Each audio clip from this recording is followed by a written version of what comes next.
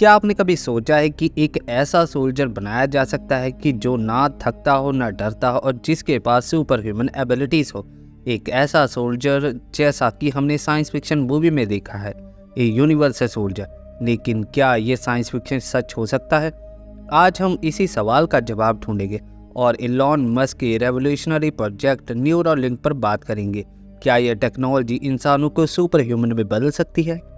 तो सबसे पहले हम जानते हैं कि न्यूरोलिंक है क्या। न्यूरोलिंक एक ब्रेन कंप्यूटर इंटरफेस टेक्नोलॉजी है जिसका की उद्देश्य इंसानी दिमाग और कंप्यूटर के बीच सीधा कनेक्शन बनाया जा सके।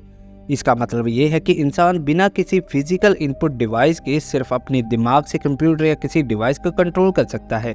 इलॉन मस्क का विजन है कि इस टेक्नोलॉजी की मदद से हम ब्रेन डिसऑर्डर का इलाज कर सके, जैसे कि अल्जाइमर, पार्किंसन या फिर पैरालाइज।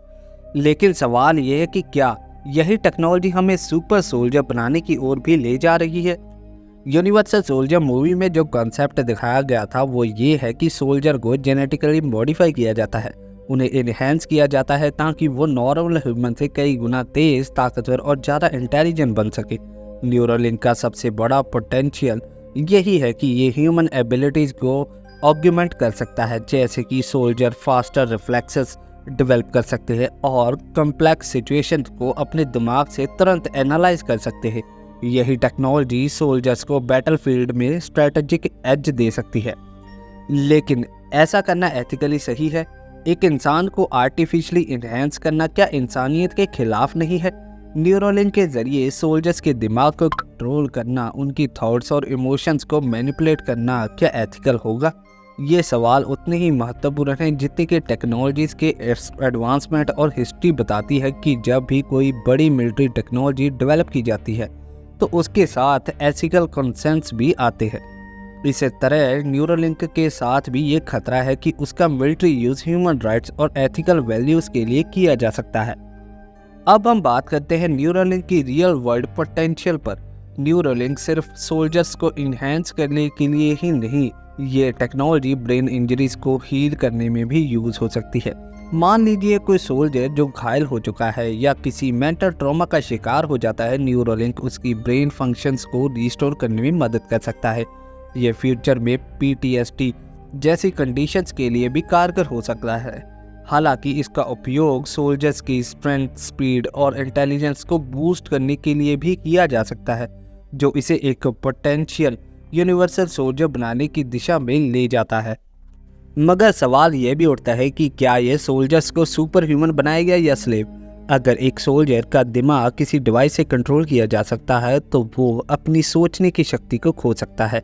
एक सोल्जर जो पूरी तरह से टेक्नोलॉजी पर निर्भर है वो शायद अपनी ऑटोनॉमी भी खो दे।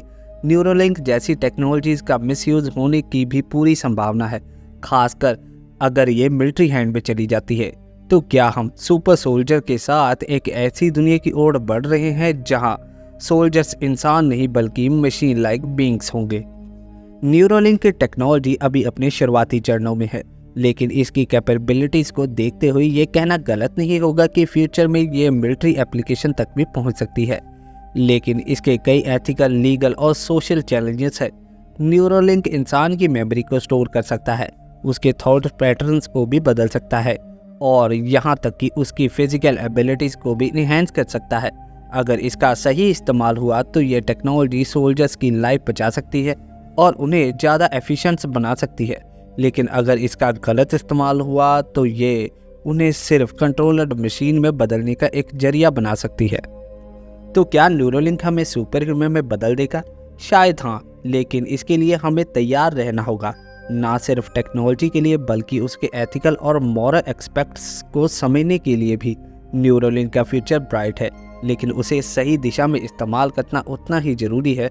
अगर हम मूवीज़ की तरह यूनिवर्सल सोल्जर बनाने की सोच रहे हैं तो हमें ये भी सोचना होगा कि हम किस दिशा में जा रहे हैं और इसका मानवता पर क्या प्रभाव पड़ेगा। न्यूरोलिंक एक ब्रेक थ्रू टेक्नोलॉजी है जो शायद हमें सुपर सोल्जर की ओर ले जा सकती है, लेकिन इसकी राह में कई एथिकल डायलेमास भी है जिन पर ध्यान देना जरूरी है। क्या ये टेक्नोलॉजी इंसानियत को बेहतर बनाएगी या फिर उसे मशीन में बदल देगी? ये देखना अभी बाकी है। अगर आपको ये वीडियो पसंद आई हो तो इसे लाइक और शेयर करना ना भूलें और हमारे चैनल को सब्सक्राइब जरूर करें। नेक्स्ट वीडियो में फिर मिलेंगे एक और रोचक विषय के साथ।